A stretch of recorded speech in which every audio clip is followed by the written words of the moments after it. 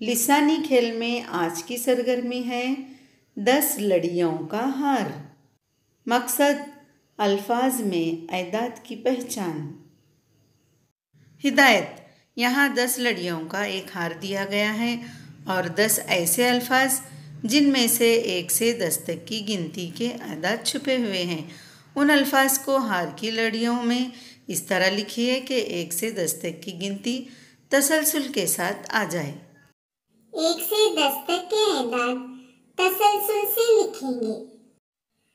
एकाएक इसमें छुपा है 1। दवा इस लफ्ज में छुपा हुआ है 2। तेंदुआ इस लफ्ज में छुपा हुआ है 3।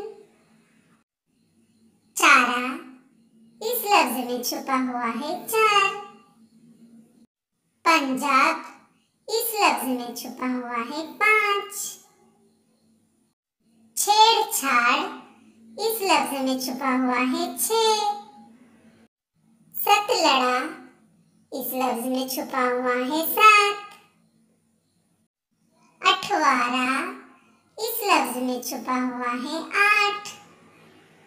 नवासा इस लफ्ज में छुपा हुआ है 9। दस्तूर इस लफ्ज में छुपा हुआ है 10। बच्चों, हमने ऐसे अल्फाज लिखे जिसमें 1 से 10 तक के आयदाद छुपे हुए थे।